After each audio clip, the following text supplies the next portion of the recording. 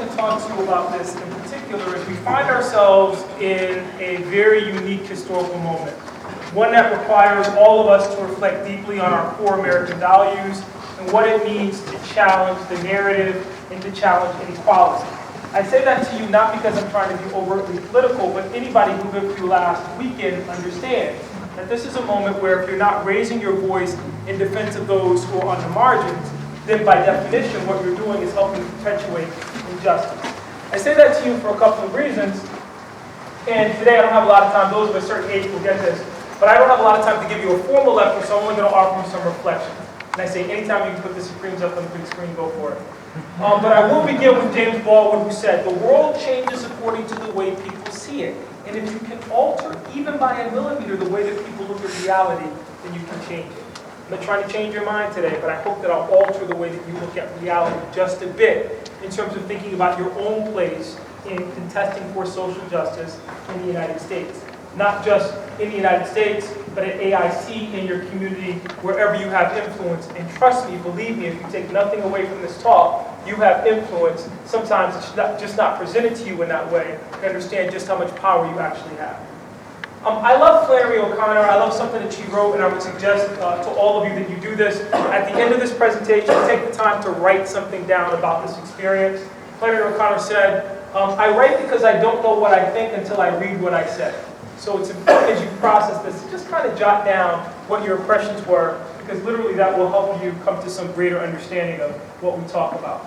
I want to begin with 2008 because that was this important moment in American history where we had the election of the nation's first African-American president, and many people anticipated that we had come to this important crossroads in American history.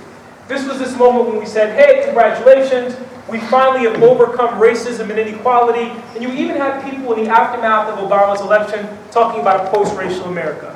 The argument being that we had crossed the last great racial barrier, the last great divide.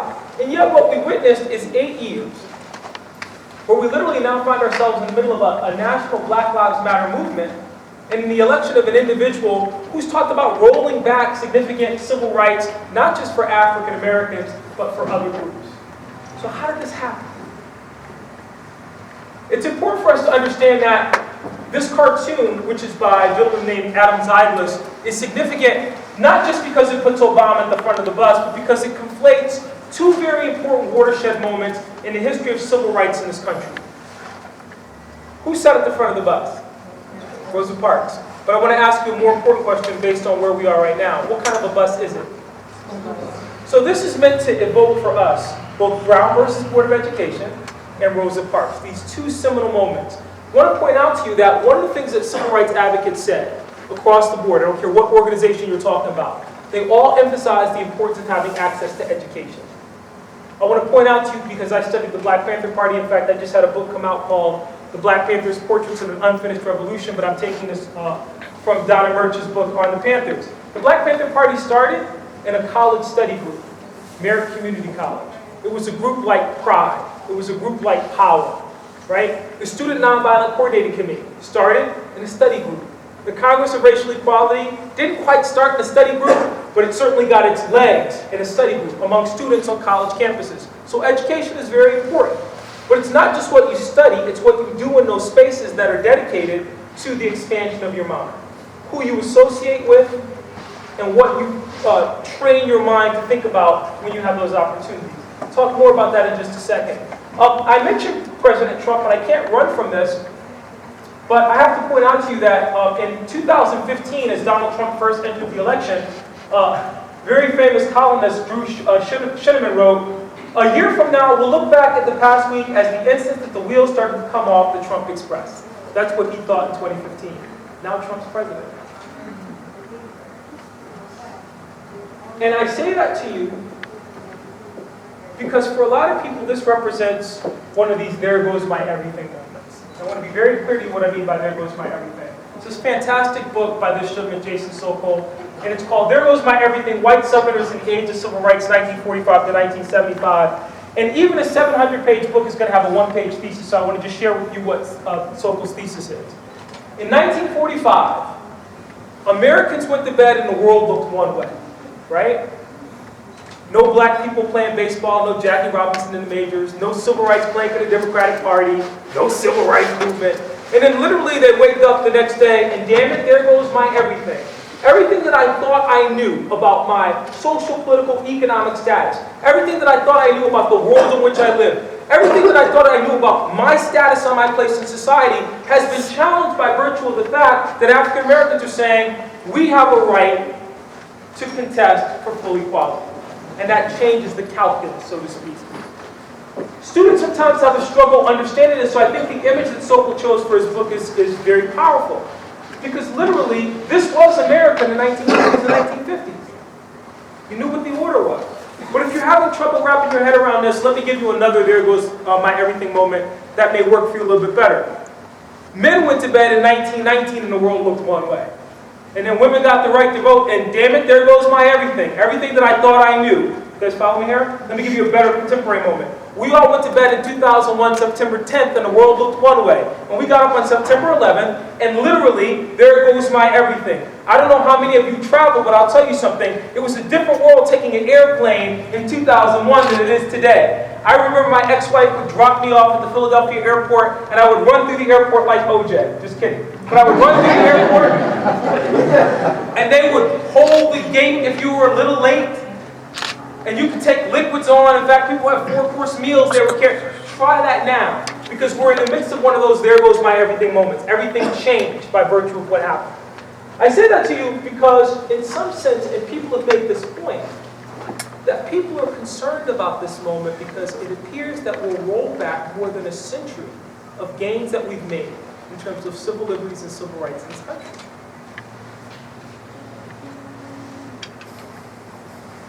And when you have mainstream politicians, the so-called establishment, that refuses to push back, you have to be concerned about ultimately what the impact, the long-term impact of this will be. I talked about altering realities. When I was a kid, one of the popular shows on television was called Archie Bunker's Play. I just want to read the lyrics to the theme song. I'm sure none of you have seen it, but there's some of us old enough in here to see it. This show premiered in 1970, and it had the theme song went something like this. I'm not going to sing it. Boy, the way Glenn Miller played, songs that made the hit parade. Guys like us, we had it made. The guys like us were bigots from New York, like Archie Bunker. But I want you to listen to the lyrics and think about what he's saying here. Those were the days. In other words, this is when America was great. And you knew who you were then. Girls were girls and men were men. Mister, we could use a man like Herbert Hoover again. If you know anything about U.S. history, no intervention in the economy, not trying to help poor people, that'll sort itself out. I need you to think about this. Continues. Didn't need no welfare state, everybody pulled his weight. G.R. Old LaSalle, which was the type of car ran great, those were the days. This is not a new phenomenon talking about some imagined America that existed in the past, where it was great for a certain segment of society, not for everybody else, but the argument is that somehow, this is when America's great, we gotta get back to that. If you grew up like me in the 80s, well, I'm not even gonna go there. Moving forward. You see this here. Dad, can I show you 340 examples of Trump just making stuff up? And the cartoonist has this gentleman poking his hands, and I don't want to hear it. But the danger of that, and the whole danger of these altered facts, is that they deny what impact this moment is having, not just domestically, but on the world stage. If you pick up USA Today or the New York Times today, they talk about Europe evaluating its threats. Its threats include, and this blew my mind, Donald Trump. For the first time, we went from a president winning the Nobel Peace Prize and Barack Obama for essentially doing nothing, but people were just optimistic by virtue of the fact that he had been elected, to the European community saying, we're concerned about your president, we don't know what this is going to mean for us. I think part of the problem that I'm trying to present to you today, in a way that's accessible for you, is that we all suffer from what I like to call a degree of historical amnesia. And by that I simply mean that we take the past, as Cornel West put it, and we take people like the Reverend Dr. Martin Luther King, who was a radical leader, and we Santa Clausification him, right? We turn him into this kind of person who can't speak to us. If you think about Martin Luther King Day today, it's become a Google Doodle. In fact, ironically, Martin Luther King is basically a sale day at most major department stores. This cracks me up. Macy's has a white sale for Dr. King's birthday. I just think that's hilarious. I also think it's problematic when you look at it in this context, because if we go back to that image from 2008, it ultimately undermines our understanding of the movement and how it should speak to us today. The reason that Brian and I called that book Portraits of an Unfinished Revolution is because freedom is a constant struggle. And if you get off that bus and you assume at any point that you've arrived, you leave yourself in a position whereby there can be a rollback on what you've gained. Let me be very clear. A few years ago, Glenn Beck, the conservative talk show host, proposed a March on Washington in 2010. Glenn Beck said at that time, this is the moment that we reclaim the civil rights movement. It's been distorted and turned upside down. It's an abomination. I'm listening to Glenn Beck and I'm going, what civil rights movement is Glenn Beck talking about? And who are the we? That's kind of scary. We talk about alternative facts. What's he talking about? Part of our historical amnesia is rooted in what Jacqueline Dow Hall writes about in a long meditation in the Journal of American History in 2005. This is about as academic as we're going to get today, but I got to read this to you because it's powerful. What Jackie Hall says is this. Part of our problem with the civil rights movement is that we have, in essence, taken it and removed it from its contemporary application. She says, first and foremost, by confining the civil rights struggle to the South, we talk about the civil rights movement as if it only took place in those communities in the Deep South. Our narrative is Little Rock, Montgomery, Birmingham, Selma. We never talk about New York, Pittsburgh, Springfield. My good friend Jamal Lazarus, who teaches at Wheelock College, wrote this phenomenal piece on the civil rights and black power movements in New Bedford, Massachusetts. And there, it's not just African Americans, but the large Cape Verdean population that's contending for equal rights in New Bedford. Depending on where you go in the north, these struggles, these battles take place to win full equality, equal access to housing, to end police brutality. These are not new phenomena. But we have this historical amnesia, so we can't appreciate when we see them in our contemporary moment. She says, we confine our discussion of the civil rights movement to bowdlerized heroes. We turn people like the Reverend Dr. Martin Luther King and Rosa Parks into the Avengers. Like they had superpowers. Like they didn't have organizations behind them, like there was no risk. Keep in mind, the Reverend Dr. King got assassinated. Medgar Evers got assassinated. Malcolm X got assassinated. So this wasn't some easy enterprise upon which people entered and assumed that by virtue of entering that history will remember them kindly. Remember, the Little Rock Nine are chased out of school. But our historical amnesia forces us to, or leads us to believe that these are just these people who only exist in kind of cellular. We confine our discussion of civil rights to a single halcyon decade. Our narrative is 1954 to 1968. But I want to point out to you that Jason Sokol, in that book I mentioned to you earlier, There Goes My Everything, said 1945 to 1975. And there are those of us today that would say, you really have to talk about 1985. Or 1995, or 2015, or damn it, 2017. The most important thing that Hall says is this. We limit our discussion to limited non-economic objectives. I need you to listen to me. If you hear nothing else, hear this. We talk about the civil rights movement as if it was only about black folks getting the right to vote. But we forget that the Reverend Dr. King, in his final book, Where Do We Go From Here, Chaos or Community, wrote very memorably. We made a grievous error in the way that we talked about civil rights in this country because we focused so narrowly on access and we didn't talk enough about economic justice and opportunity. Because as King writes, what good is it to have the right to eat in a restaurant if you can't afford anything on the menu? Civil rights without economic justice are dead rights. Let me make that more applicable to you. What good is it to right to go to college if you can't afford tuition? Civil rights without economic justice are dead rights. And remember, King says that in the midst of a national poor people's campaign where he's pulling people from all different backgrounds to Washington, D.C. to contest for the rights of those who are economically challenged. Poor people, black, white, Mexican.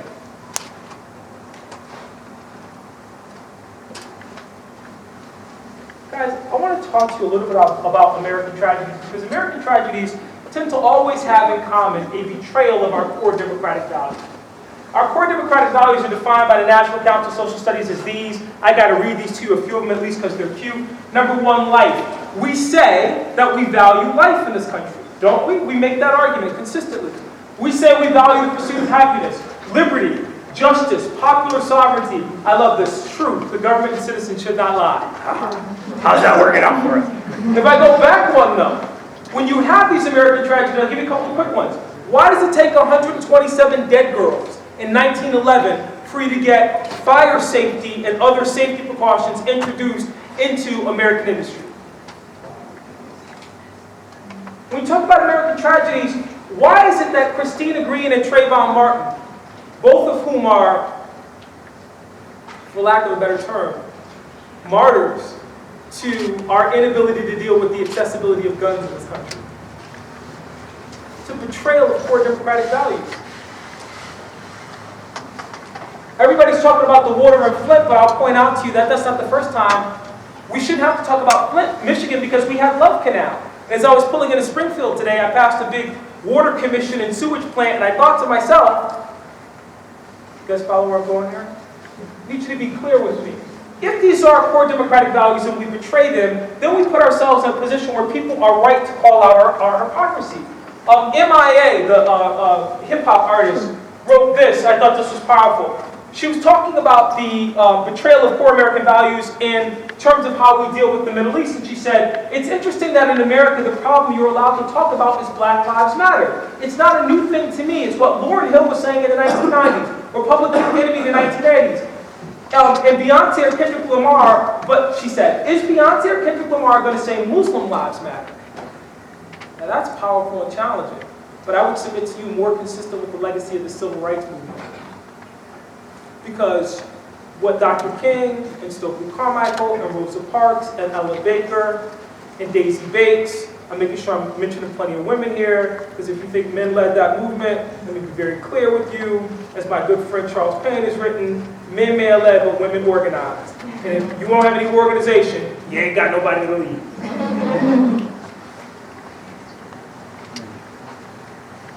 I want you to pay attention to what MIA is saying, because she's saying, are these artists going to come out and say, in this sense, that our struggle here in the United States, the struggle of people of color, is analogous in some way to the struggle of these people? She continues. Or Syrian lives matter, or this kid in Pakistan matters? That's a more interesting question. And you cannot ask it on a song that's on Apple, and you cannot ask it on an American TV program. You cannot create the tag on Twitter, Michelle Obama's not going to hump you back. Now this is a little challenging in this regard. If we value life, and we think about what MIA is saying, look at these images from the Newark race riot from 1967. It's ironic to me that in Newark in 1967, that's Joe Bass Jr., 12 years old, on the cover of Life, shotgunned for looting. Doesn't say you value life, does it? Which is why people asked in the aftermath of Trayvon Martin, how Stand Your Ground is consistent with life.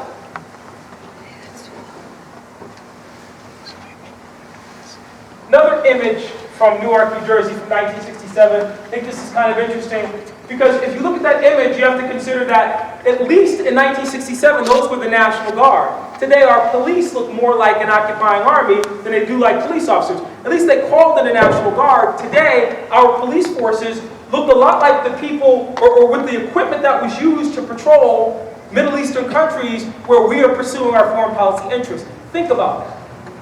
I don't want to lose you here, but I do want to say this to you. I don't want to say that history repeats itself. It doesn't. That's ahistorical. But it echoes. It echoes.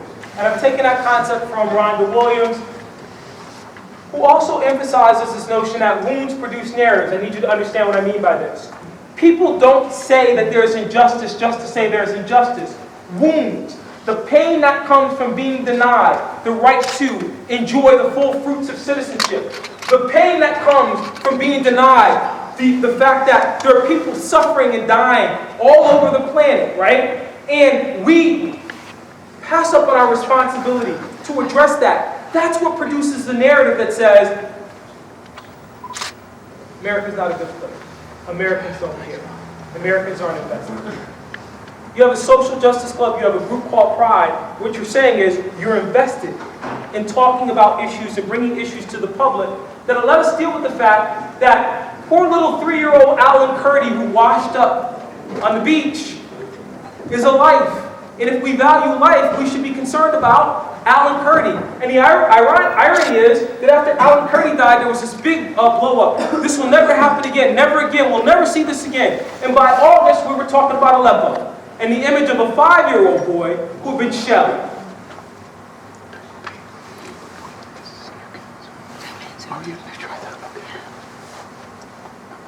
People didn't like Colin Kaepernick's flag stand. But I want to point out to you that in our pledge, it's the freedom for which we stand. The right to sit and to protest. And to say, as Colin Kaepernick was saying, I have a hard time playing football, I'm going to use my voice, my power, which people would have said to him, people did say to him, you make a lot of money, Colin, stand the hell up. You make a lot of money, Colin, you should be grateful. Colin Kaepernick said, I'm acting in the only way that I can act to try to dramatize what I believe is a major problem. We all have that power, right? Our ripples may not be as great, but you're still a ripple.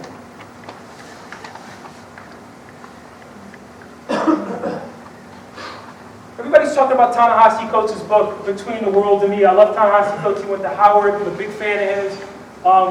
Know him pretty well. What I didn't like about that is that when you have historical amnesia, when you don't know your history, things escape you. So Ta-Nehisi Coates called the book Between the World and Me, but he's really taking that idea, and he's really in conversation with W.E.B. Du Bois, who in 1903 in The Souls of Black Folks asked this provocative question.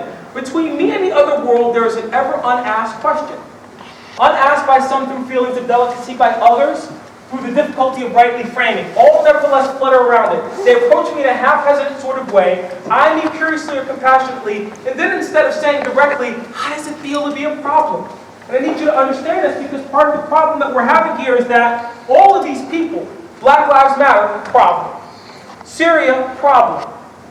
But if you value life, if you value liberty, if you say you believe in justice, it's not a problem. They're an opportunity to live your values. They're opportunities. They speak to the deeper commitment to social justice that we claim, that we profess, and that we don't live up to. Follow me here. It's very important. He continues. How does it feel to be a problem, they say? I know an excellent colored man in my town, or I fought at Mechanicsville. Or do not these southern outrages make your blood boil? At these I smile or am interested, or reduce the boiling to a simmer as the occasion may require. To the real question, how does it feel to be a problem, I answer seldom a word. What W.E.B. Du Bois is telling you is that what was boiling in the back of his conscience was this resentment at being both an American and denied the full fruits of American equality. And it's an old problem that dates back in this country to the Civil War, at least when we're talking about African Americans. It's a very unsettling image. If it unsettles you, good. It's an unsettling image because it presents 4.5 million people who used to be slaves as this giant behemoth, and the caption to the cartoon reads, the man who won the elephant at the raffle, but the question is, what am I to do with the creature? Let me translate. What the cartoonist is trying to say to the Republican Party then, is congratulations, Republican Party, congratulations, Mr. Lincoln, you just emancipated 4.5 million people. Now what? What's their social status going to be as a republic? What's their political status going to be? What's their economic status going to be? And if you haven't worked out those questions, and if you are not committed to ensuring that they're going to be able to enjoy the full fruits you've introduced into the polity, this 800-pound behemoth, which you are going to have to contend with one way or another. I want to be very clear when I say this. One of the people that got asked to speak on this was Frederick Douglass. Because yesterday President Trump was asked about, he had hosted people for Black History Month, and he said, Frederick Douglass is one of these people who's just getting to be known. I don't know if anybody saw this, Google it. It was pretty cute. Frederick Douglass is dead. He's been dead a long time, right? Some of us are not just getting to know Frederick Douglass. In fact, if you're from Massachusetts, you're intimately acquainted with Frederick Douglass because this is a person who's a luminary, not just in terms of talking about civil rights for African Americans, but talking about the expansion of American democracy. That's point number 2. Move away from the narrative that you're talking about black and white rights and move to you're talking about expansion of American democracy, because that's what the civil rights movement did. That's what the 13th, 14th, and 15th Amendments are really about. Because we still have racial inequality. 1865, the Massachusetts Anti-Slavery Society asked Frederick Douglass to come and speak about what black people wanted in the aftermath of the Civil War. So Douglass gives this famous speech I'm going to share with you. I don't know if any of you are familiar with it, but I'm going to share it anyway. What shall we do with the Negro? He said. I've had but one answer from the beginning. Do nothing with us. You're doing with us as our people. Play mischief with us. If the apples will not remain on the tree of their own strength, if they're worm-eaten at the core, if they're early ripe and disposed to fall, let them fall. And I'm not for tying or fasting on the tree in any way except by nature's plan. And if they will not stay there, let them fall. Now I want to be very, and if the Negro cannot stand on his own legs, let him fall also. I want to be very clear. Frederick Douglass is a contemporary of Charles Darwin and Herbert Spencer. So what you're getting is a classic social Darwinistic interpretation here. But part of what Frederick Douglass recognizes is, if you start messing around and creating rules, poll tax, literacy tax, grandfather clause, you guys follow me here? And what you're going to do is create second-class citizenship. Just leave us alone. Frederick Douglass is getting ready to foreshadow the next 100 years of U.S. history. 1865. Frederick Douglass is getting ready to foreshadow the next 100 years of U.S. history. All I ask is give him a chance to stand on his own legs, let him alone. If you see him on his way to what? If you see him on his way to what? School, dinner, vote, all the things, everything. The next 100 years, like you just said. Thank you, sir. This is powerful. Because here's Douglass kind of laying out. If you look at this in the context of the Civil Rights Movement, these are all the things. Little Rock School, the sit-ins, right? Access to places of public accommodation, the right to vote, which we still haven't overcome. You have to understand this is a long struggle, it's a long battle. I say that to you because ultimately young people tend to feel disempowered and feel like they don't have a voice. College students have always been at the forefront of social movement in this country, without question. If you were watching the news last night, Berkeley erupted over protests over the editor of Breitbart speaking there, and some people were complaining, I can't believe these students are behaving this way, but Berkeley was the birthplace of the free speech movement in the 1960s. There's a long history of that. Martin Luther King wrote that college should teach one to think critically and resolutely about social problems. In fact, King said there's kind of a tension in college, two camps. There are those who are there to make money, who learn how to make money, give themselves a good standard of living, and there are those who are there to make a living but recognize that the only way they can enjoy the fruits of that labor is if they create a society which is equitable and just, which tamps down on the impulse for crime and inequality, who can't be comfortable when they realize that there are people on the margins who go without in the midst of a land of plenty. I love this image because it was these young people in the aftermath of Trayvon Martin who were trying to say, we refuse to be silent even as they covered their mouths. And I love that image because it harkens back to something that we tell young people all the time that I want to challenge here. We like to tell young people, I'm sure a lot of you have seen this before, that you stand on the shoulders of giants. We say it a lot. This is the meme of it. Young men must have been really strong in 1960. We've been standing on their shoulders ever since. Let me let you in on a little secret. You do not stand on the shoulders of giants. You are the giants. We've made a mistake in telling you that somehow Rosa Parks and Martin Luther King and Huey Newton and Bobby Seale and Ella Baker were so powerful and so wise, they weren't human. The fact of the matter is, most of the people who prosecuted the major battles of the Civil Rights Movement were your age or younger.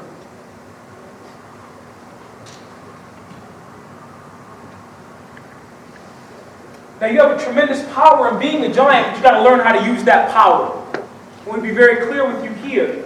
You look up the word giant in the dictionary, it gives you a bunch of definitions which by their very nature speak to the inadequacy of that as an analogy for getting people excited about social justice. Number one, giant, an imaginary and mythical being of human form but of superhuman size. Martin Luther King was short, shorter than me. Which is short. Rosa Parks was a tiny woman. An abnormally tall or large person, animal, or plant. A very large company or organization. Guys, I want to point out to you that when those students sat in at the North Carolina A&T, there were 4 of them. There was no army. 4 students decided, after sitting up late at night and going, this segregation thing is kind of ridiculous. What do you think we can do about it? I don't know. let's go down to the Woolworths and do what? Well, I imagine if we purchase something, right, then we should be able to eat at the lunch counter. That's a good idea. Well, what will they say when the police come? We'll say, well, we purchased something, so we should be able to eat at the lunch counter. That's a brilliant idea. Why has someone thought about this before? Probably because they're scared, they don't want to go do it. Well, let's go do it. Tomorrow, let's wait a couple days. But then we'll go do it. And they did it. 4 students. 9 students integrate Little Rock High. 9. A person of exceptional talent or qualities at, look. Dr. King could read the phone book and be interested. But the fact of the matter is, the vast majority of people that you don't know who follow him, it's not that Martin Luther King spoke at the March on Washington, it's that he was the head of a movement that brought hundreds of thousands of people to Washington. And those people have varying talents. Some of those people spoke in church to get people to go. Some of those people drove many, many miles in order to get people to go. Viola Louiso, my favorite person to talk about to young people, this young white housewife from Detroit, who said, I'm looking at what's happening in Selma, I got to go down to Selma and do something about that, right? And so she leaves her family, she goes down. She's simply driving people back from the march. And she gets killed by the Ku Klux Klan. But what I like about her story is, what she could do, she had a car and she could drive. That's her ripple. Putting you to sleep. I don't want to lose you, but I want to go back to this one. Imaginary mythical being. That's a very, most people don't know this image of Reverend Dr. Martin King. Very famous image in Gary and I circles. What you're looking at is Dr. King, and he looks like he's a little confused. The reason he looks confused is, I don't know if you can actually see it here. There is a letter carrier that's jabbed into his chest. When he went to Harlem to speak, a deranged woman stabbed the Reverend Dr. Martin Luther King. When they took him across to Harlem Hospital, and they were doing surgery on him to repair the damage, the doctor later told him, if you had as much as sneezed, it would have punctured your aorta and you would have died. At this point, people start gathering around King's bed. His wife Coretta, his friends, everybody's saying the same thing. Hey Martin, look, what just happened to you was messed up. So we'll understand if you walk away right now. You did your part. If you want to go, no one's going to fault you. You got a wife and small kids too that you need to be home for. So if you want to walk away, because I ain't been stabbed like that, so I don't know what that's like. Martin Luther King said, I'm here. There are people that depend on me. I have an obligation to those people. Ouch, this hurts.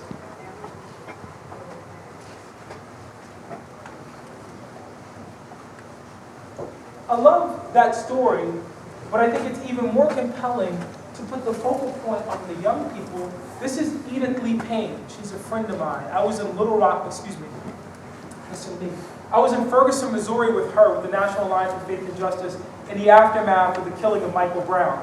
This is Edith Lee Payne, who as a child went to the March on Washington and participated in civil rights demonstrations. She was 7 years old. And she's still rippling. Because when everything went crazy in Ferguson, she was one of the first people to volunteer and say, we need to go to Ferguson. Now, what do we do in Ferguson? We work with middle school and high school students. That's all we can do. You ripple in the areas in which you have power. These images of children marchers, the Little Rock Nine, so on and so forth. Young people led that movement. I want to point out to you that, I love this image, they don't look particularly enthusiastic to be sitting at the lunch counters. But they recognize that they were fighting for a larger principle, something greater than themselves, something that compelled action, because ultimately what they recognized is that they did have power in their limited sphere, and what they ultimately realized by virtue of acting is that they compelled other people to act. Because other people looked at them and said, well, if they're doing that, the hell am I scared of? I love these faces because for all intents and purposes, you're looking at yourselves. Young people. Diane Nash was in college. She talks about being fearful that her friends would die when they went on these marches. But they went anyway. I want to point out to you that part of this is just about finding your voice. When we talk about voice, voice is a combination of 4 things. think we got some high school students here, so this is for you in particular. Sometimes people go, I don't know what to say and I don't know what to stand up for. There's so much. Well, voice comes from a couple of things. Number one, it comes from skill. All of you have talents which you didn't do anything to earn, you just were born with, right? I grew up in a bad neighborhood. One of my talents is to run. I run really fast. But I also speak pretty good. I can talk you out of beating me up, or I can outrun you. One or the other. But I wasn't. Over the years, I've developed those talents, but they were just given to me. All of us are born with something. Some of you can sing. Some of you are charismatic. Some of you are good at math. Whatever the heck it is, you have some talent that you can use. Reflect on that. Secondly, your voice is part of the people you surround yourself with. You surround yourself with good people, they'll encourage that talent, and they'll direct you in ways that allow you to reach your highest potential. You mess around with people who go, you are a really good speaker. You should consider this, right? Even Siri. You surround yourself with good people, they're going to move you in the direction of making positive changes. Surround yourself with bad people, and you'll be talking a lot about nothing. It's also a combination of conscience. All of us have this little voice that's driving you to do something, right? Some people ignore it, some people give into it. Some people's is very loud, some people find ways to mute it. You should pay attention to it. And last but not least is your passion. Because if you're not passionate about it, you're not going to want to do it anyway. I love talking to Edith Lee Payne because now, all these years later, 50 years later, she's still passionate. The Black Panthers we talked to, 50 years later, still passionate about what they do. They get me excited for my work. I'm not a fan of Kanye West. I don't mind telling you that. But when his first album came out, there was a song called Through the Wire that I love. And I love the song because Kanye West in that song talked about this incident where he got in a car accident and he had to wire his jaw shut. And I love this. He had been producing for people, making beats for people. He was one of the hottest producers in the country at that time. And Kanye West remembers that at the point at which he got in the accident and his jaw got wired shut, that's when he realized he had something to say. Think about that. At the moment at which he could have lost his ability to speak. And he made this song where he says I don't know if it's true, he's rapping with his jaw wired shut. I love that because don't let something catastrophic happen before you realize or use the spiritual gift which you've been given. I say that to you because your generation has at its disposal more tools for communication than in any other time in human history. Any other time in human history. We're literally witnessing things like Arab Spring, where you can communicate with people across the globe. A couple of years ago, 2015, I was at the Black Lives Matter protests. I've written a piece in the Huffington Post, and I'm getting hashtagged by these folks in Turkey. And they're like, we can't breathe, we can't breathe, we can't breathe. So finally I respond, and I'm like, what are you talking about? They're like, Erdogan, you need to look at what's happening here in Turkey. They're stifling our ability to speak. Next thing you know, I'm interviewing the head of Turkey's largest newspaper, and I'm knee-deep in that movement. Why? Because they reached out to me on social media, and they were like, our struggle is your struggle. So if you're just posting selfies on Facebook, you're misusing the tool. Guys, I don't want to lose you here. All of us have to answer 3 foundational questions. Everybody answers these questions. Rosa Parks answered them, Martin Luther King answers them, Garrett Jones answers them. Every morning I get up and have to ask me these same 3 questions. They are, who am I? Whose am I? And who am I called to be? And the answers to those questions are important because they'll dovetail with what I talked about in terms of voice. When you look at the question of who am I want to point out to you, and I'll give you an example. The Little Rock Nine. The youngest of the Little Rock Nine was this young girl. Her name was Melba Patilla Beals. She's the youngest. Now I want to point something out to you very quickly. Melba kept a diary. Her mom said you should keep a diary of what's happening because what you're experiencing right now is going to change history. You're in the middle of a revolution. So this young girl, not quite 13 years old, kept a diary. I want to share with you a portion of that diary. How strange I thought to be involved in something the whole nation considers among its 10 most important stories. If it's that important, you think somebody would do something to make the Central High students behave themselves. Ha ha. Sometimes 13-year-olds know better than adults. sometimes 19-year-olds, 20-year-olds. You guys follow me here? Continues. Is it that nobody cares or nobody knows what to do? So generous in her appreciation of the situation. President Eisenhower is not doing much. The mayor is not doing much. The governor is not doing much. Central Rock is in, Little Rock is in chaos. She continues. So on New Year's Eve, 1958, I sat home completing my list of New Year's resolutions. Listen to it. Number 1, to do my best to stay alive until May 29th. Think about it. Number 2, to pray daily for the strength not to fight back. Number 3, to keep faith and understand more of how Gandhi behaved when his life was really hard. See, the problem when you don't study the movement, when you don't read, is that the assumption is that these kids just kind of got Daisy Bates, the female who was the head of the Arkansas NAACP, insisted that those 9 students read and understand nonviolence, which means they read King and they read Gandhi. She continues.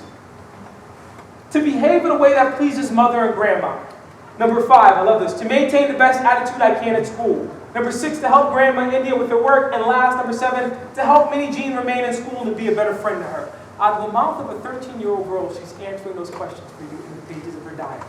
She wrote it. Who am I? Melvin. I am Grandma India's granddaughter. I am Minnie Jean's friend. I have a responsibility to them. You guys follow me here? Whose am I? I am this community's. And even if they can't figure out what to do, I'm going to be steadfast in my resolve to do what I can. You guys understand me here? Who am I called to be?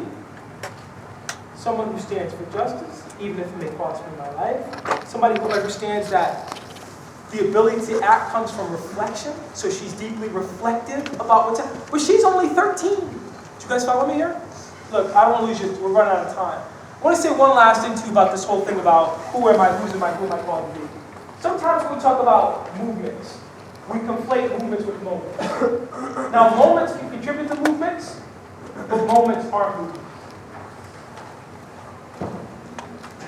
A moment is a minute, a portion of time, an instant. Rosa Parks decided in a moment to refuse to give up her seat. But before that moment happened, she was already part of a movement. You guys follow where I'm going here?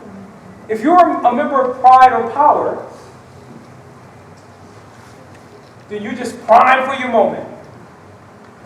And if you're not, then you have time to join. Follow me here, this is important. A movement is a series of organized activities working toward an objective, an organized effort to promote or attain an end, like the Civil Rights Movement. I want to point out to you that Trayvon Martin was a moment. Black Lives Matter is a movement.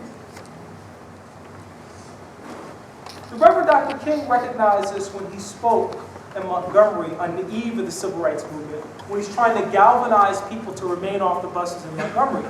And what he says to them is pretty powerful. He says, we're here in a specific sense because of the bus situation in Montgomery. We're here because we're determined to get the situation corrected. But then he says to the audience, this situation is not at all what?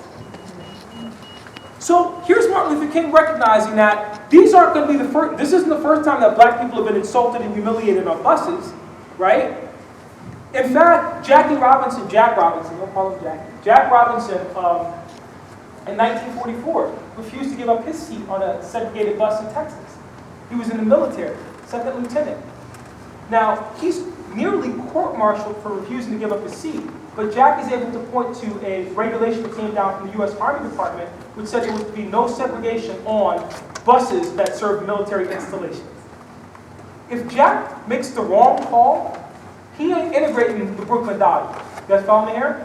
Because the bus driver and the police claim that he swore at them, that he acted a fool in the lexicon of the day. Jack said, I never did any of those things. I simply pointed out to the driver that he was an idiot and that he should stop messing with me.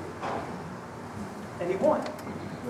Guys, I want to be very clear with you that King is pointing out, for many years now, Negroes in Montgomery and so many other areas have been afflicted with the paralysis of crippling fear on buses in our community.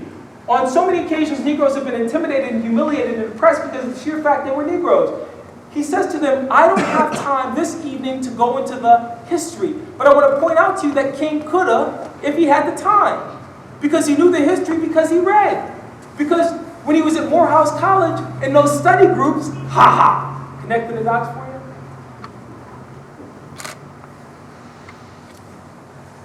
One of the people, or one of the movements or moments that King Cliff talked about was this woman. Her name, you probably don't know, is Elizabeth Jennings. She refused to give up her seat on the New York City trolley car in 1854. Haha. I did say 1854. And I did say New York City. You can look at these images and see, this is a cartoon from Philadelphia from 1867 showing a black man being ejected off a carrier in Philadelphia. This is from Memphis, Tennessee. This is from Washington, D.C. This is an old problem by the time that the Montgomery bus boycott is launched. But they're determined, as King said, to do something to get the situation corrected. I'm not going to share this with you. Guys, I want to point out to you that Black Lives Matter movement moments, right? We can go back and look at these moments, are always at their core about expansion of American democracy. Let me give you an example. Everybody talked about Hillary Clinton being the first woman to run for president, Barack Obama being the first African American. That's not true on a couple of scores, but I want to point out that the first black woman to run for president was Shirley Chisholm in 1972. Shirley Chisholm wrote, "I was the first American what? Listen to it. To be elected to Congress in spite of the double drawbacks of being female and having skin darkened by melanin." Now, why are those still double drawbacks in 2017?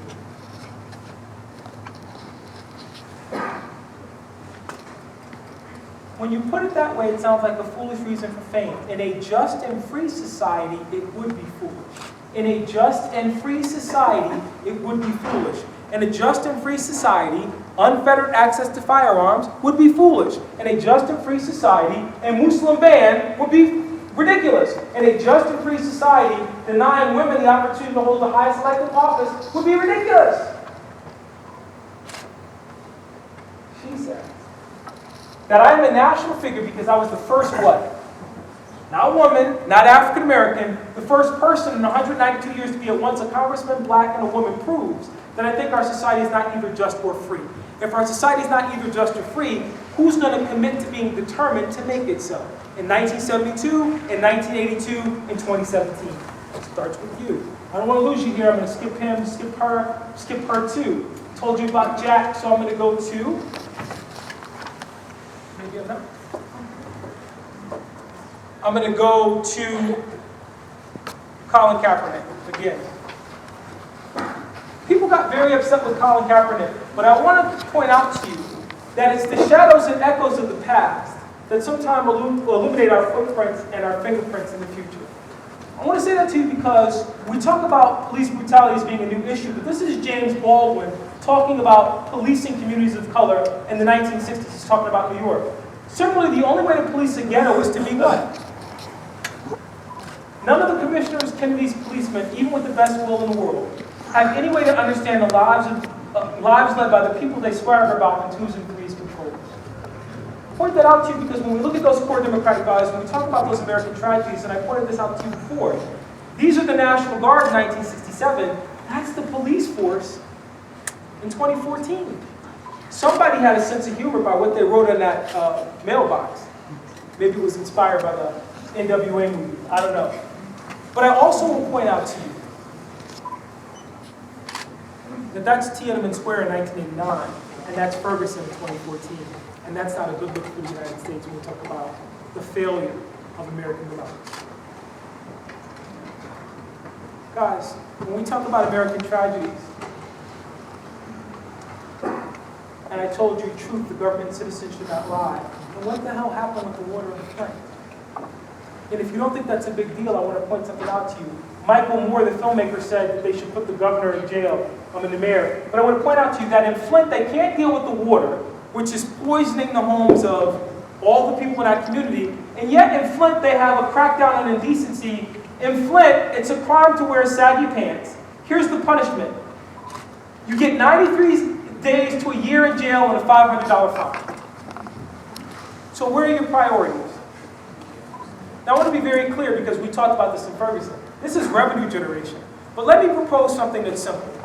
For the water problem in Flint, let's throw money that we would use toward incarcerating people, toward correcting the water problems there. And when you see somebody with their pants pulled down, here's a simple suggestion. Pull your pants up. Not 93 days in jail and a $500 fine for the people who already can't afford the $500 fine and 93 days in jail. Do you guys follow me here? Because you're picking on a certain community and you know that. No jail time for the people that pollute the water. But 93 days in jail for wearing a sag? Guys, I don't want to lose you here, but when we talk about this, jury of your peers. This is Emmett Till's jury in 1955. You guys remember the George Zimmerman jury, 2015. You have to consider in some sense that when Colin Kaepernick said that, and he's attacked by people, you know, how dare you do this? What are you standing for? So on and so forth. And this is what Glenn Beck was talking about, where they try to take the legacy of the Reverend Dr. King and say, well, Dr. King would have agreed with us. No, he wouldn't. Dr. King would be sitting with Colin Kaepernick. Dr. King would be standing with MIA. And Dr. King would be standing before all of you and saying, why have you not found a way to ripple in your own community? Why have you not found a way to ripple on your campus? Why have you not found a way to ripple in your home? Why have you not found a way to ripple in your nation? I say that to you because Robert Lipsy wrote this great obituary of Muhammad Ali after Muhammad Ali passed away. And he said, you know, here's our problem with historical amnesia. Lipsy wrote, Ali was a polarizing superstar, both admired and vilified. His refusal to be drafted during the Vietnam War, his rejection of racial integration at the height of the Civil Rights Movement, his conversion from Christianity to Islam, and the changing of his slave name, Cassius Clay, bestowed by the separatist sect he joined, the Nation of Islam, were perceived as serious threats by the conservative establishment and noble acts of defiance by liberal opposition. I want to point out to you that Muhammad Ali was a rebel. But when he died, all these dignitaries came to his funeral, and all of a sudden, he became like Rosa Parks and Martin Luther King. Right? We clipped him. Watch what Lipsy writes. Loved or hated, he remained for 50 years one of the most recognizable people on the planet. In later life, Ali became, listen to me, something of a secular saint, a legend in Salt Lake. Because we take the most radical people and we homogenize them. I love this. If you look at Martin Luther King's life, Muhammad Ali's life, this cartoonist, I think, said it better than anybody, Pat Bagley. He said, Ali was the greatest, not because he was the world champ, because he was always the challenger. I'll say that to you again. Muhammad Ali was the greatest, not because he was the champ, but because he was always the challenger. And Lipsy, in his obituary, talks about all the ways that he was a challenger. We have to be challengers because we have so much to overcome with regard to these things. I want to leave you with two last things, and then I'll take some questions from you if you have them. People talk about the Black Lives Matter movement as if it's divorced in some way from the Civil Rights Movement. I would suggest to you they're connected. Now, I studied the Black Panther Party, so I have to talk to you substantively about how they're connected, but I'm not going to do that today, at least not right now. But the question is, did Martin Luther King ever comment on hands up, don't shoot? I just think that image is cute. I submit that he did, but not in the way that you think. This is Jimmy Lee Jackson. Everybody should know him from the movie Selma. And this is Eric Garner, who was killed by the New York City Police Department, Staten Island, for selling cigarillos. Here's a simple solution. Don't sell cigarillos. You don't have to apply an illegal chokehold to a human being and take his life.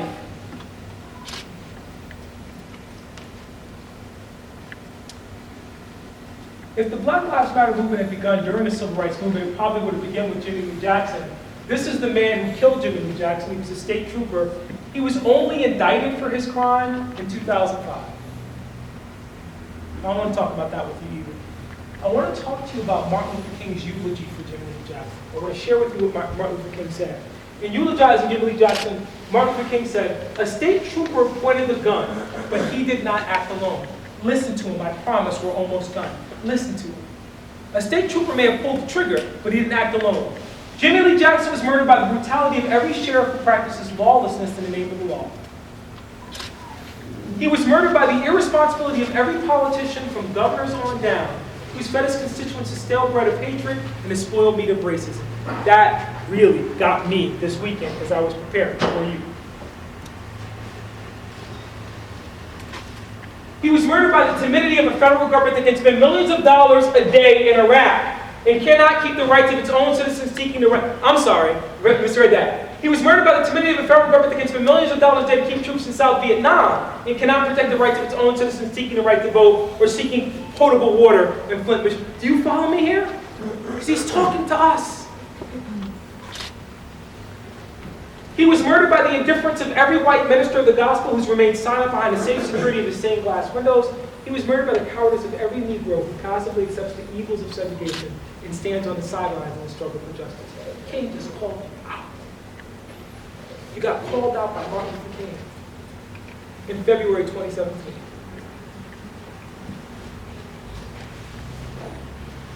Let me give you one more Black Lives Matter moment. Everybody knows about Freedom Summer. That's when these 3 civil rights workers went missing in Mississippi. 2 white, 1 black, Schwerner, Cheney, and Goodman. Everybody knows that story. What you probably don't know is that the wife of one of the men who went missing, here she is, Rita Schwerner, called out the President of the United States. I want to point out what happened to you. When those 3 civil rights workers go missing, the President of the United States sends flowers to the family of the 2 missing white civil rights workers, doesn't reciprocate for the family of the black civil rights worker.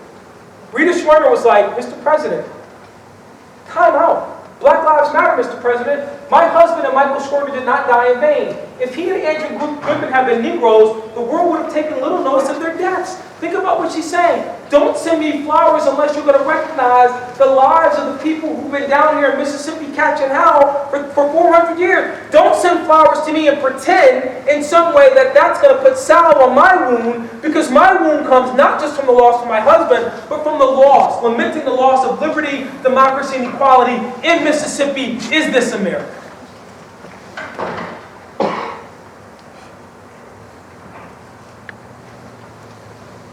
Let me give you one last one. People are uncomfortable with the Black Panther Party for a host of reasons. That's their 10-point program. I just would point out to you that everybody's so uncomfortable with the Black Panther Party, but in their final point number 10 of the 10-point program, they quote Thomas Jefferson, because they're also involved in this endeavor to try to deepen American democracy. Don't have time for that, it's another talk, bring me back. Where I want to go with you is here. When little Bobby Hutton, the first Panther to be killed, was 17 years old, was murdered in Oakland, California by police. One of the people that came to eulogize him was actor Marlon Brando. I'm going to point something out about Brando, then I'll point out about Rita Schwerner, then I'll point out about half a dozen other people, but I'll stick with these 2 for now. This ain't Marlon Brando's fight. He's at the height of his career. He didn't have to participate. Panthers came to him. He said, I think that what you guys are doing is valuable. So not only am I going to give money, but I want to come and celebrate Bobby Hutton. I want to read to you part of Marlon Brando's eulogy for Hutton. He said, I'm not going to stand here and make a speech because you've been listening to white people for 400 years. They said they were going to do something, but they have not done a thing. As far as I'm concerned, in re-enfranchising the black man, it's up to the what? To do something to force the government to give the black man a decent place to live and a decent place to bring up his children. That could have been my... Remember Obama got in trouble for saying Trayvon Martin could have been my son? But here is Marlon Brando in 1967 saying, 68 saying, that could have been my child. I'm not looking at this as a black-white issue. There's a 17-year-old dead by a policeman's bullet, and I want to know why. That could have been my son lying there, and I'm going to do as much as I can. I'm going to start right down to inform white people of what they don't know. The Reverend said the white man cannot pull it because he never dug it, and I'm here to try to dig it because I, as a white man, have a lot to learn and a long way to go. I haven't been in your space. I haven't suffered as you've suffered. So deep on Marlon Brando's part because he's saying, I don't understand your wound, but I want to understand it because I recognize I can't be comfortable in my own success. I can't enjoy my own liberty until I'm sure that those in the margins are comfortable. Guys, I'm done with you, but let me end here. Kind of a lot of stuff for you to digest. Like I said, write something down. The reason I say that you should focus on citizenship and democracy is because ultimately what connects us is this shared commitment to a civil theology that we call democracy.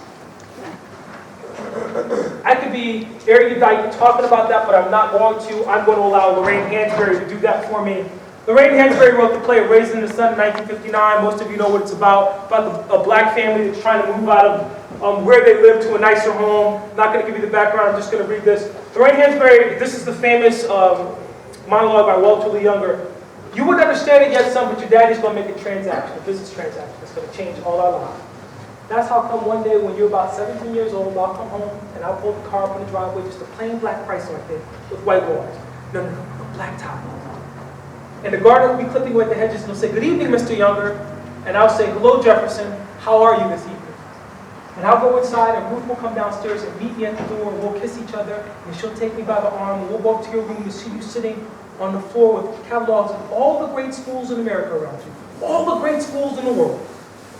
And I'll say, all right, son, it's your 17th birthday. What is it you've decided? Just tell me what it is you want to be, and you'll be it. Whatever you want to be, yes, sir, you just name it, son, and I'll hand you the world. Now, obviously, they're having a conversation about what kind of school. College. An interviewer went to Lorraine Hansberry and said, this isn't really a Negro play. Why, this could be a play about anybody. What's your response? To which Lorraine Hansberry responded, well, I hadn't noticed a contradiction because I'd always been under the impression that Negroes are people.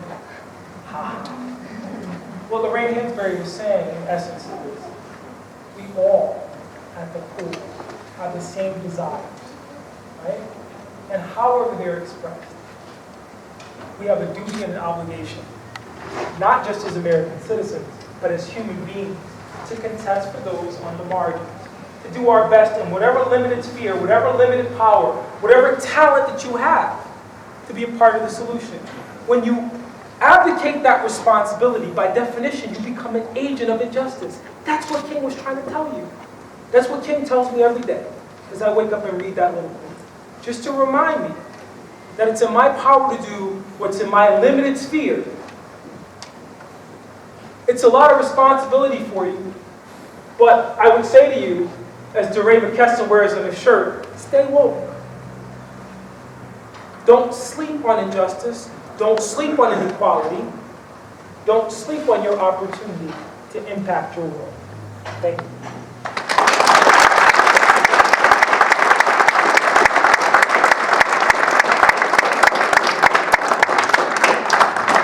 If you have questions or comments, first one gets their hands up.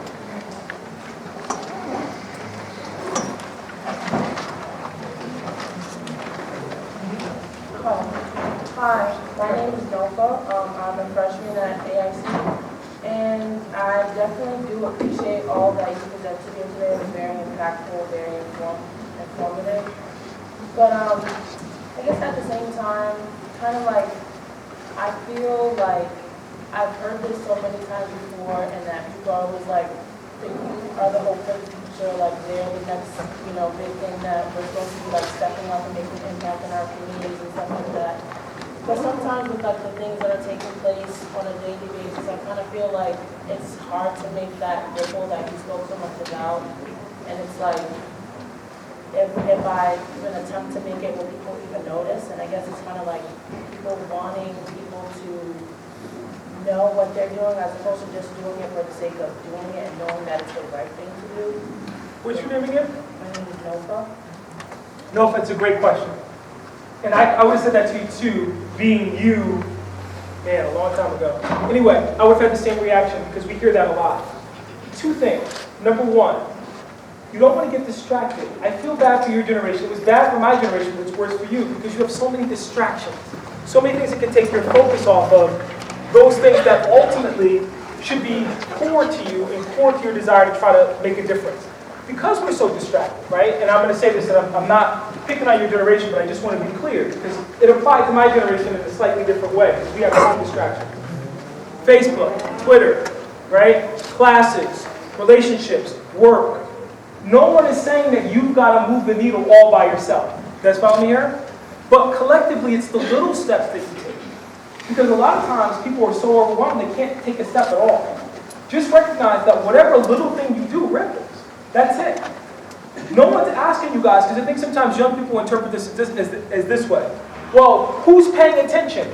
It doesn't matter if anybody's paying attention that you signed a petition against Betty DeVos as the new Secretary of Education.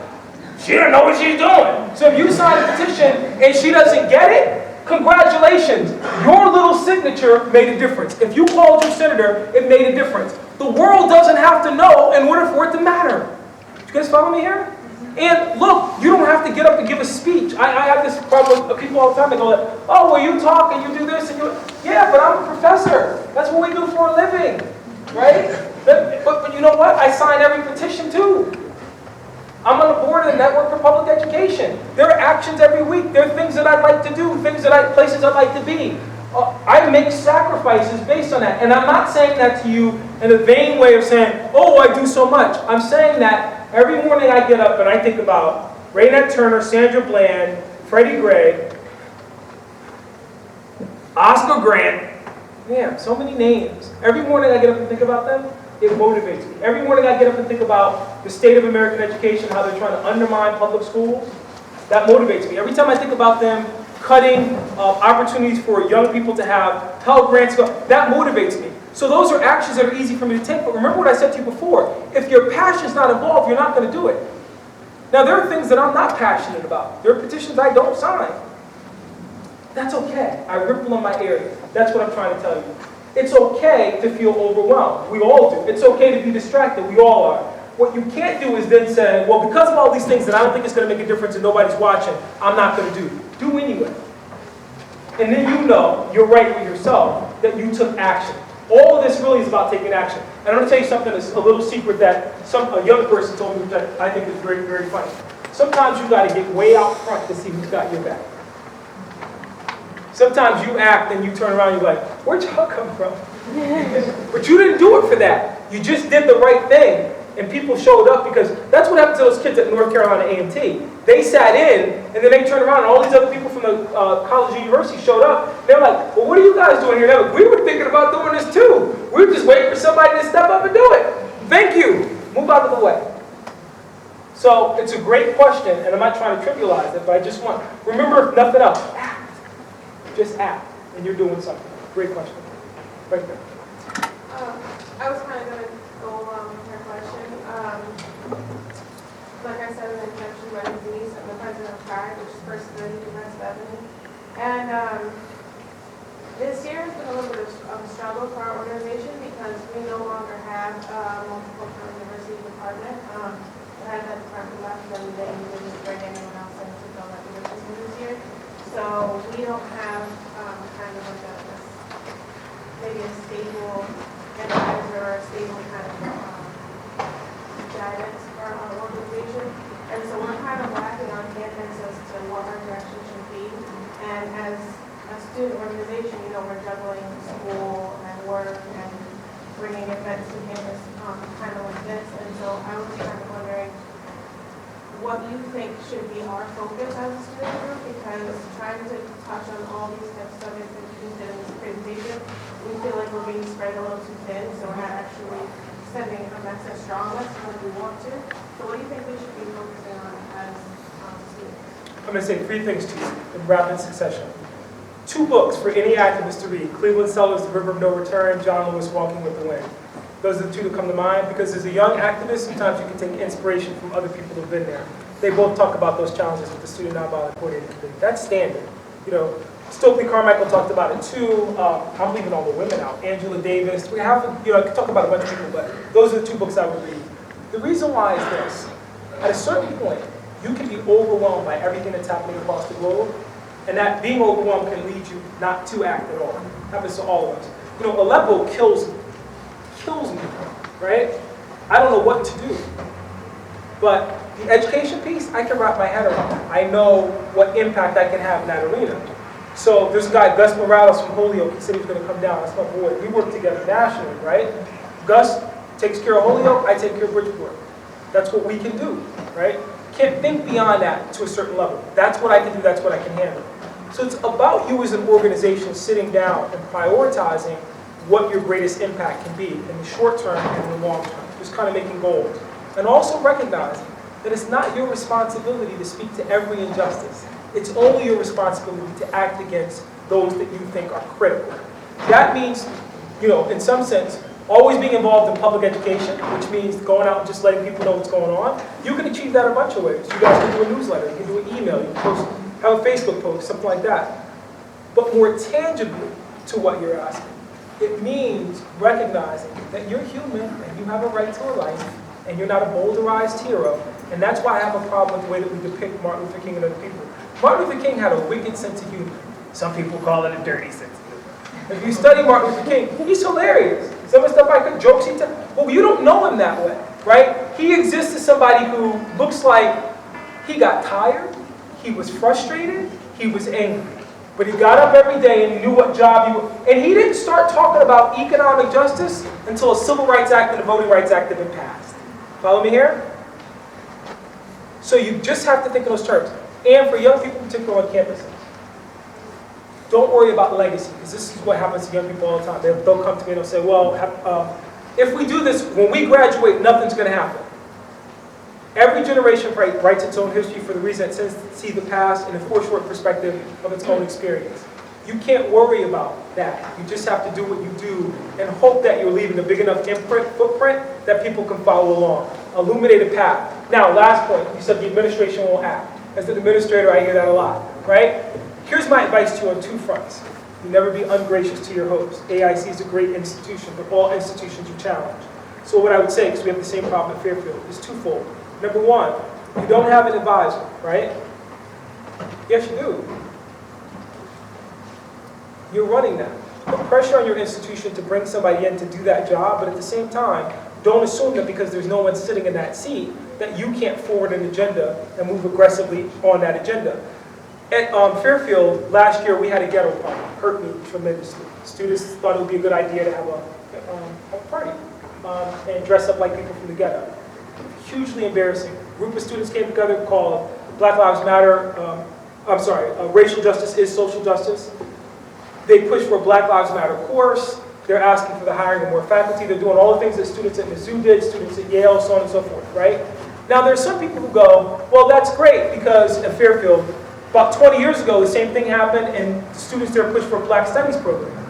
Well, what I said to those students, because they're sitting at the table and they're making their case, and I said, keep in mind that you're looking at your moment and going, well, we should have more Black faculty. We should have more faculty of color. But the fact that you even have 4 faculty of color is because those students in the 1990s agitated. Now you're agitating, maybe it'll get to 10. And maybe somebody's going to have to come along in another 10 years. But don't deny the ripples. You guys follow me here? That action in the mid-90s set the stage for the action in 2015, which sets the stage for the action later on. You can't think of it in terms of the biggest impact. You're never going to leave a place, you know, the Hollywood ending that we all want doesn't exist. Okay? Look at any social movement, the women's movement, the civil rights movement, they never end in the way that Hollywood portrays them. People don't walk off into the sunset with the legislation signed. And even with the legislation signed, it didn't mean anything. Black folks still got killed in the South post Voting Rights Act of 1965. So what I'm saying to you is, just think concretely about what's the greatest impact to AIC, to your community that you guys are passionate about. Focus on that. And make that your agenda. It doesn't mean that you're not going to pay attention to other things, but just focus on those things that you feel like you have some control over. And that will take away the sense that you're so overwhelmed. Because it is a lot. And I'm telling you, I think all of us who are activists in the last 2 weeks, because, you know, last weekend, I'm getting 1,500 text messages from people. You got to come to LaGuardia. But I'm speaking at a church Saturday night. I can't come to this. I have a responsibility to the community I came into, Stanford, to go talk to those students. So that's where I'm going. And I support what happened to LaGuardia, and I'm tweeting, and I'm staying engaged, and I'm going to write a piece this week for The Progressive. I'm in it. I get it. I get it. But I can't be everywhere. Self-care is important. If you're not around, if you're not survived, if you don't feel whole, you can't fight the battles that are going to be necessary to move us forward. Great question. I think we're out of time, right? I think so. Well, thank you very much.